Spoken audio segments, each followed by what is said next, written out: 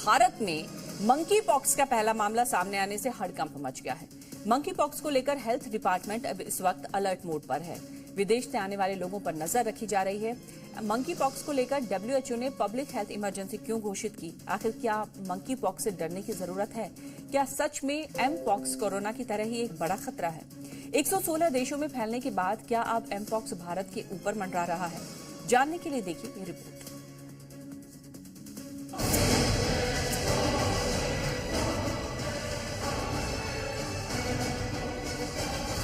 भारत में monkey pox की entry. Corona जैसी बीमारी, भारत की कितनी तैयारी? भारत में मंकी पॉक्स का पहला केस सामने आया है। स्वास्थ्य मंत्रालय ने विदेश से लौटे एक युवक में मंकी पॉक्स के लक्षण मिलने की पुष्टि की है। युवक विदेश दौरे से लौटा है, जहां फिलहाल मंकी पॉक्स का संक्रमण फैला हुआ है। मरीज को आइसोलेट किया गया है, उसकी कॉन्टैक्ट ट्रेसिंग की जा रही है। स्वास्थ्य मंत्रालय मंकी पॉक्स को रोकने के लिए अलर्ट मोड पर है। भारत में एमपॉक्स का इस वक्त सबसे पहला संदिग्ध मिला है, यानी कि वो जो सिम्टम्स होते हैं एमपॉक्स के वो देखने को मिले एक व्यक्ति में, और अब उसे आइसोलेट कर दिया गया है। यहाँ पर एक तरीके से अलग रख दिया गया है। कोविड के जो प्रोटोकॉल्स हमने देखे थे वैसे ही बहुत से प्रोटोकॉल्स एमपॉक्स में भी फॉलो होंगे। और यहाँ पर हेल्थ मिनिस्ट्री ने जानकारी दी है कि वो एक युवा जो लड़का था वो ट्रैवल कर रहा था दूसरे देश से भारत में, और उसमें ये सिम्टम मिले हैं। मंकी पॉक्स कोरोना की तरह ही संक्रमण से फैलने वाली बीमारी है। वर्ल्ड हेल्थ ऑर्गेनाइजेशन ने 14 अगस्त को मंकी पॉक्स को लेकर ग्लोबल पब्लिक हेल्थ इमरजेंसी घोषित की थी, और भारत ने 20 अगस्त को विदेश से आने वाले लोगों को लेकर पोर्ट, एयरपोर्ट और पाकिस्तान बांग्लादेश से सटे सभी बॉर्डर पर अलर्ट जारी किया था। मंकी पॉक्स को लेकर WHO के मुताबिक मंकी पॉक्स संक्रमित जानवरों के कांटेक्ट में आने से फैल सकता है। संक्रमित मां से बच्चे में भी फैल सकता है, स्किन टू स्किन कांटेक्ट में भी फैल सकता है, कपड़े, बिस्तर, बर्तन और सलाइवा से भी फैल सकता है। दरअसल मंकी पॉक्स चेचक जैसी कपड़े, बिस्तर, बर्तन और सलाइवा से भी फैल सकता है। दरअसल मंकी पॉक्स चेचक जैसी वायरल बीमारी है, जो चेचक के लिए जिम्मेदार जीन से ही होती है। एम पॉक्स में बॉडी पर लाल चकत्ते पड़ने लगते हैं, बुखार, तेज दर्द, पीठ दर्द, कमजोरी और निगलने में दिक्कत होने लगती है। WHO की माने तो एम पॉक्स की शुरुआत अफ्रीका के कांगो देश से हुई थी, जो अब तक दुनिया के 116 देशों में फैल चुका है। अफ्रीका के 10 देश तो इस भयंकर बीमारी की चपेट में है। दुनिया भर में अब तक 99,176 मरीज इससे संक्रमित हुए, वहीं 208 लोगों की मौत हो चुकी है। 2024 में मामले और बढ़े, पिछले साल की कुल संख्या से ज्यादा हुए। ये भी एक संक्रमण की तरह ही फैलने वाली बीमारी एमपॉक्स है, जो कि पूरे दुनिया भर की हम आंकड़ा बताएं तो 99,000 से ज्यादा को अपनी चपेट में ले चुकी है, और 200 से ज्यादा तो इस वक्त मौत हो चुकी है एमपॉक्स के कारण दुनिया भर में। लेकिन मंकी पॉक्स से घबराने की बजाय सावधान रहने की जरूरत है।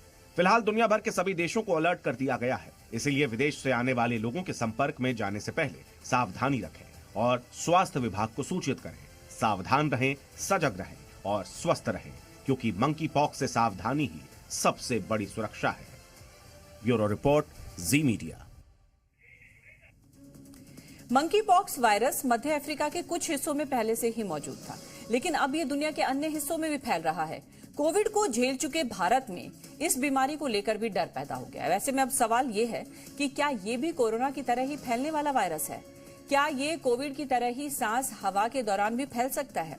और क्या इससे बचाव के लिए मास्क और सैनिटाइजर की फिर से जरूरत पड़ सकती है? तो कैसे फैलता है मंकी पॉक्स, ये हम आपको बता रहे हैं। सलाइवा से भी इसके फैलने का खतरा है। इसके अलावा जो संक्रमित जानवर है उनके कांटेक्ट में आने से भी मंकी पॉक्स फैल सकता है, और संक्रमित मां से बच्चे में भी ये फैल सकता है, इसकी भी संभावना है। स्किन टू स्किन कांटेक्ट से भी इसके फैलने का खतरा बना रहता है। और अब हम आपको बताते हैं मंकी पॉक्स के लक्षण क्या है। बुखार और सिर दर्द ये एक लक्षण है। मांसपेशियों में दर्द होना मंकी पॉक्स का लक्षण हो सकता है। हालांकि हर एक में सुझाव यही है कि डॉक्टर से जांच जरूर करवा जाए, लेकिन ये शुरुआती लक्षण है जिसमें पीठ दर्द और थकावट भी आपको हो सकती है, और साथ ही साथ ठंड भी आपको लग सकती है। तो मंकी पॉक्स जो है वो भारत में क्या दस्तक दे चुका है, इसके लिए जागरूक होना भी बहुत जरूरी है। और इसके अलावा सूजी हुई लिम्फ नोड्स भी एक लक्षण इसमें से माना जा रहा है। साथ ही साथ आपको सांस लेने में भी तकलीफ हो सकती है। अब आपको बताते हैं कि बचाव के क्या कुछ तरीके हो सकते हैं। संक्रमित जानवरों से आप दूर रहें। जिन लोगों को ये संक्रमण हुआ है उस लोगों के साथ आप संपर्क से बचें। साथ ही साथ हाथों को कई बार साबुन और पानी से आप धोएं, ताकि इस संक्रमण से इन सभी उपायों को अपना के बचा जा सकता है। और जो भी सार्वजनिक जगहों पर अगर आप निकल रहे हैं तो मास्क जरूर पहनें। तो ये कुछ उपाय हैं जिनको एहतियात बरतकर आप इस संक्रमण से बच सकते हैं। जब भी आप बाहर जाएं तो मास्क पहने, हाथ को बार बार धोएं, जो भी संक्रमित व्यक्ति है उसके संपर्क में आने से बचें, संक्रमित जानवर के संपर्क में भी आने से बचें, उससे भी दूर रहें। मास्क पहनना एक बड़ा उपाय हो सकता है, एक बड़ा एहतियात हो सकता है, जिनका इन चीजों को अपनाकर आप इस संक्रमण से बच सकते हैं। मंकी पॉक्स का एक पहला मामला अभी हाल ही में भारत में सामने आया और इसी के बाद अब सवाल उठने लगे हैं, क्या कोरोना की तरह ही हमें मंकी पॉक्स से भी डरने की जरूरत है? और इसी को लेकर आज हम ये कार्यक्रम आपके लिए खास लेकर आए हैं, जिसमें ये बता रहे हैं कि लक्षण शुरुआती क्या कुछ हो सकते हैं और अगर ये लक्षण दिखे तो डॉक्टर से परामर्श जरूर लें, खुद को आइसोलेट कर लें ताकि आगे ये संक्रमण ना फैले। और क्या कुछ वो बचाव के तरीके हो सकते हैं वो भी हम लगातार अपनी स्क्रीन पर आपको दिखा रहे हैं। तो ये वो तरीके हैं जिनको अपनाकर आप बच सकते हैं, क्योंकि मंकी पॉक्स अब एक गंभीर वायरस की श्रेणी में आ चुका है। बंदरों से फैलने वाली एक बीमारी है, इसीलिए इसका नाम मंकी पॉक्स भी है और वायरस का संबंध चिकन पॉक्स से भी माना जा रहा है।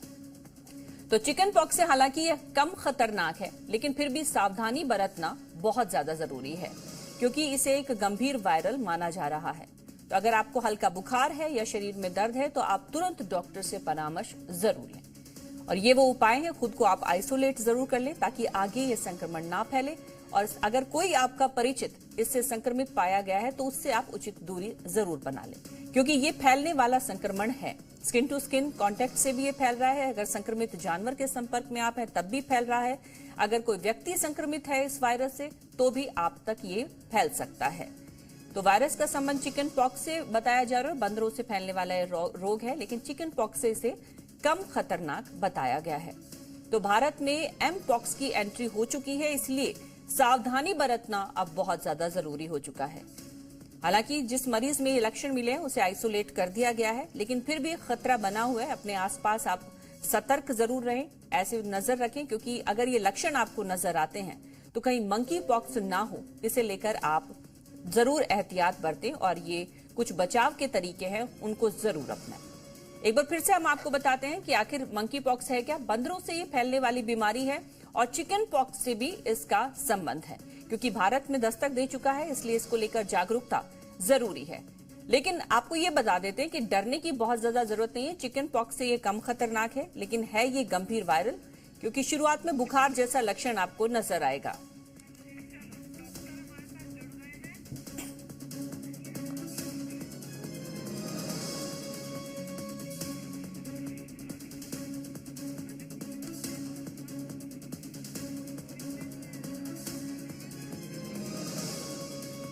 और इस पूरी जो मंकी पॉक्स है इसके बारे में जानकारी के लिए हमारे साथ डॉक्टर जुड़ गए हैं, डॉक्टर अनिल गोयल। अनिल जी, बहुत बहुत स्वागत है जी भारत में आपका। थैंक यू जी डॉक्टर अनिल, क्योंकि अब भारत में दस्तक दे चुका है तो सबसे पहले तो हमारे दर्शकों को आप ये बताइए, क्या मंकी पॉक्स से भी इतना ही डरने की जरूरत है जितना कि कोरोना से?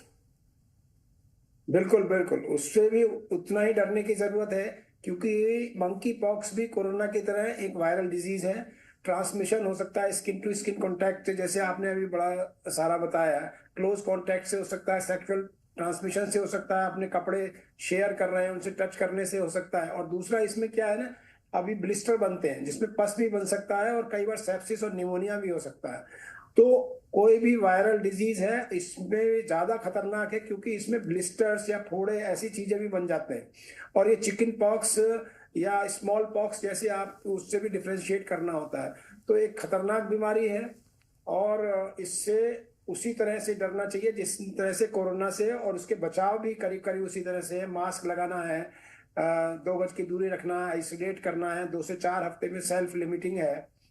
और टेस्ट भी उसका उसी तरह है कि उसका PCR टेस्ट है या स्क्रैच है या जितना उसका फ्लूइड निकलता है जो ब्लिस्टर से, उसके टेस्ट के द्वारा हम लोग इसको डायग्नोसिस भी कर सकते हैं।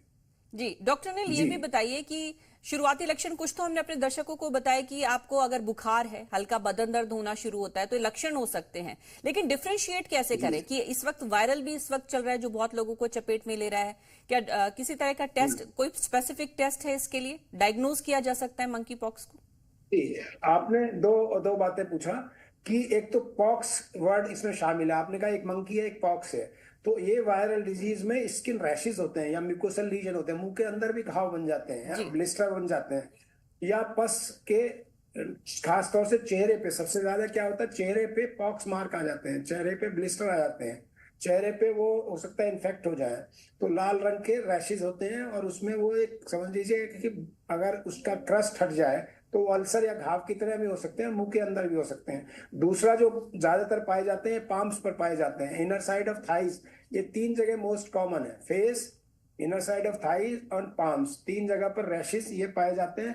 अगर अनट्रीटेड हो या मान लीजिए इसमें लापरवाही बरती जाए तो उसमें बैक्टीरियल इन्फेक्शन भी होकर ये सेकेंडरी इन्फेक्टेड पस बन सकता है। और इम्यूनिटी अगर कम है तो इसमें साथ में सेप्सिस में या बॉडी में भी, ब्लड में भी इन्फेक्शन और निमोनिया हो सकता है।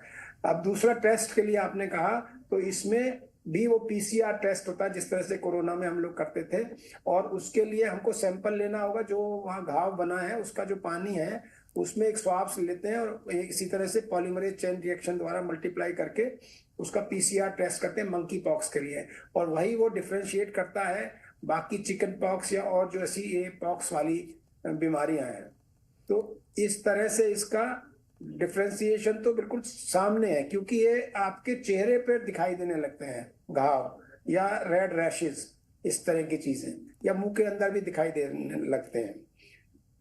और दूसरी बात ये भी इंपॉर्टेंट है कि प्रेगनेंसी में भी ये ट्रांसमिट हो सकते हैं बच्चे को, इसमें भी हमने प्रेग्नेंट महिलाओं को भी विशेष रूप से ये ध्यान रखने की जरूरत है कि वो उसमें भी ट्रांसमिट हो सकते हैं। आपने कहा मंकी से, लेकिन ये बहुत बड़ा इसका कारण ट्रांसमिशन का सेक्सुअल कांटेक्ट भी है। नॉन सेक्सुअल कांटेक्ट से भी हो सकता है, टच किया उनके कॉमन यूटेंसिल से, कॉमन क्लोथ्स हैं, जैसा हमने कोरोना में देखा, तो उसके द्वारा भी हो सकता है। लेकिन सेक्सुअल कांटेक्ट सबसे कॉमन कारण है मंकी पॉक्स के ह्यूमन टू ह्यूमन ट्रांसमिशन के। और obviously animal to human transmission तो है ही है, जैसा कि आपने बताया अभी अभी। जी, और साथ ही डॉक्टर अनिल ये भी बताइए कि क्योरेबल है, इलाज इसका हो सकता है या फिर डरने की जरूरत है, कहीं ऐसे जान का खतरा तो नहीं? इसमें अगर कॉम्प्लिकेशन होती है, इम्यूनिटी बॉडी की कम है, तो इसमें जान का खतरा हो सकता है। अदरवाइज ये सेल्फ लिमिटिंग डिजीज है, 2 से 4 हफ्ते में अपने आप खत्म हो जाती है, जो हर वायरल डिजीज में होता है। तो उन दौरान आपको आइसोलेशन में रहना है, आपको अपनी इम्यूनिटी बेहतर करना है, आपको बेहतर डाइट लेना है, आपको पॉजिटिव रहना है। और इसके कॉम्प्लिकेशंस के लिए जैसे आई में भी अल्सर हो जाते हैं तो आपको ब्लाइंडनेस भी हो सकती है, तो आई ड्रॉप्स डालना है। मुंह के अंदर अल्सर है तो उसके लिए अकॉर्डिंगली इलाज करना है। हमको सारा ये देखना है कि जो अल्सर हमारे बने हैं या पॉक्स मार्क आए हैं उनमें सेकेंडरी बैक्टीरियल इन्फेक्शन ना हो, हमको निमोनिया से बचना है और दूसरे लोगों को ट्रांसमिशन ना हो, इससे बचना है। तो अगर आपकी इम्यूनिटी अच्छी है तो ये सेल्फ लिमिटिंग डिजीज है, इसका इलाज सिम्टोमेटिक है, कोई प्रिवेंटिव जरूर है। अगर मान लीजिए ये बहुत फैल रहा है, अभी WHO ने इसको हेल्थ इमरजेंसी घोषित किया, तो इसकी वैक्सीन भी है। जिस क्षेत्र में खासतौर से जो अफ्रीकन कंट्रीज हैं, 10 देशों में ये बहुत ज्यादा पाई जा रही है, तो वहां पर वैक्सीन भी लग रही है, इसकी मंकी पॉक्स की वैक्सीन भी है। तो अगर कहीं एरिया में ज्यादा आपको कहीं है या एंडेमिक कोई एरिया है तो वहां पर वैक्सीन का भी सलाह दी जाती है। Treatment is only symptomatic and prevention of complications, ये इसका ट्रीटमेंट है। हाँ, आपने जो कहा ये सीरियस हो सकता है, हाँ कुछ लोगों में, खासतौर से जिनमें डायबिटीज है, हाइपरटेंशन है या हार्ट डिजीज है या इम्यूनिटी बॉडी की कम है, जो कैंसर के केमोथेरेपी वाले पेशेंट्स हैं, अगर उनमें होगा तो फिर ये प्रॉब्लम कर सकता है, क्योंकि this can then lead to systemic complications like pneumonia हो जाए, लाइक ब्लाइंडनेस हो जाए, बैक्टीरिया हो जाए, सेप्टिसीमिया हो जाए, तब आपको आईसीयू में आइसोलेट करने की जरूरत पड़ सकती है। जी डॉक्टर अनिल, सैनिटाइजर और मास्क कितनी मदद कर सकता है बचाव में? ये तो मस्ट है, मस्ट बचाव में ये मस्ट है, क्योंकि जहां अगर आप जिस एरिया में किसी कोई पेशेंट है उसके आपको लगता है कि आप उसके संपर्क में आ सकते हैं या आए हैं, तो आप सैनिटाइजर, हाथ साबुन पानी से धोएं बार बार और कम से कम 20-25 सेकंड धोएं और सैनिटाइजर भी यूज करें। और मास्क तो 100% मस्ट है। ऐसे किसी एरिया में अगर आप जा रहे हैं जहां पर ये संभावना मंकी पॉक्स की है तो मास्क का यूज करें। हालांकि ये एयरबॉर्न नहीं है, ये मैं फिर कह देता हूं आपको, लेकिन ये टच से, कांटेक्ट से जरूर एक दूसरे फैल सकता है। तो चाहे वो टच हो, ह्यूमन टू ह्यूमन टच हो, या टच हो कि उसके यूज किए कपड़े में टच हो, उसके यूज किए कपड़े, उसके जहां वो टेबल या चेयर में बैठे हैं वहां कहीं हाथ लगाए उनका, वो तो ये सारी चीजें ऑलमोस्ट वही हैं जो हम लोगों ने कोविड के दौरान देखी। कोविड के दौरान जो एहतियात थी वो सब मंकी पॉक्स में भी करनी पड़ेगी। और मंकी पॉक्स तो ऐसी बीमारी है वो सामने आपके चेहरे पे दिखती है कि भैया ये मंकी पॉक्स हो गया इनको। तो जिसको हुआ है ही हैज टू यूज और she has to use mask. और जो क्लोज कॉन्टैक्ट्स हैं, मतलब घर के मेंबर हैं, चाहे वो एक घर में भी रह रहे हैं, तो उनको भी मास्क, सैनिटाइजर इसको यूज करना है जी। और साथ ही इसके आफ्टर इफेक्ट्स भी हो सकते हैं क्या? अगर एक बार मरीज इसका ठीक हो जाए तो क्या उसके बाद भी इसके देखे जा सकता है असर बॉडी पे, कुछ महीनों तक, कुछ हफ्तों तक? नुकसान क्या क्या हो सकता है? अगर एक बार, हाँ जी, एक बार अगर मान लीजिए ठीक हो गया है तो नॉर्मली ये सेल्फ लिमिटिंग डिजीज है 2 से 4 हफ्ते में। हाँ, लेकिन जैसे अगर उसके कॉम्प्लिकेशन से, मैंने बोला ब्लाइंडनेस तक हो सकती है, आई में अल्सर है, उसको पता चला आपने ठीक टाइम पर उसका इलाज नहीं किया, उसके लिए अकॉर्डिंगली आई ड्रॉप्स और उसका नहीं किया, प्रिवेंशन नहीं किया, तो आपको ब्लाइंडनेस भी हो सकती है। अगर निमोनिया हो गया तो आपको वो प्रॉब्लम बाद में भी, जो लंग फाइब्रोसिस है, लंग की जो कैपेसिटी है लंग, वो कम हो सकती है बाद में। तो ये सब आफ्टर इफेक्ट्स इस पर डिपेंड करेंगे कि आपको को इसके दौरान 2 से 4 हफ्ते के दौरान क्या क्या कॉम्प्लिकेशन से गुजरना पड़ा, कि आई कॉम्प्लिकेशंस हुई है या लंग कॉम्प्लिकेशंस हुई है या सीवियर सेप्सिस हुई है। तो उस केसेस में ये बाद में भी जिस ऑर्गन को उन्होंने डिजीज ने अफेक्ट किया वो ऑर्गन कमजोर हो सकता है, ये मैं कहना चाहता हूँ जी। और डॉक्टर अनिल, आज आपने एक अलग भी बात बताई, नई जानकारी दर्शकों को दी कि ये एक मिथ है कि हवा में फैलता है ये वायरस। हवा में नहीं, केवल उस संक्रमित व्यक्ति के संपर्क में आने से ही ये फैलेगा। वो संक्रमित व्यक्ति के संपर्क में आने में, या उसने जो जगह पे इस्तेमाल किया, मान लीजिए टॉवल यूज किया, कॉमन टॉवल है, नहीं यूज करना आपने। मान लीजिए जैसे टेबल पर बैठा, उनके हाथ लगे हुए हैं, हाथ लगे हैं, अल्सर में हाथ लग के उसके टेबल में, उसके यूटेंसिल कप में या बर्तन, वो सब नहीं यूज करना है। वो सब उनको प्रॉपरली डिसइंफेक्ट करके फिर वापस उनके अलग से आपको आइसोलेशन में वो कपड़े भी रखने पड़ेंगे और उनके बर्तन भी रखने पड़ेंगे। और जो ऐसी भी जगह जहां वो टच कर सकते हैं उससे भी आपको अपना बचाव रखना पड़ेगा जी। यानी कि एक बार फिर से जो कोविड के टाइम में हम तौर तरीके अपनाया करते थे कि बाहर से अगर आप आए, आपने कोई पब्लिक सरफेस टच किया है, चाहे दीवार हो, लिफ्ट का सरफेस या कुछ भी, आकर आप सैनिटाइज करें, हाथ धोएं, ताकि किसी भी तरह का संक्रमण या वायरल इन्फेक्शन आप घर ना लेकर आ पाए, उसे कैरी ना कर पाए। जी बिल्कुल। और इसमें देखिए सपोर्टिव केयर, अब मैं दोबारा ये बताना चाहता हूं कि आपको पेन फीवर है, न्यूट्रिशन बहुत इंपॉर्टेंट है, खान पान, आपका हाइड्रेशन बहुत इंपॉर्टेंट है, काफी मात्रा में आप पानी, फ्रूट्स, जूस ये सब लें। स्किन केयर बहुत इंपॉर्टेंट है।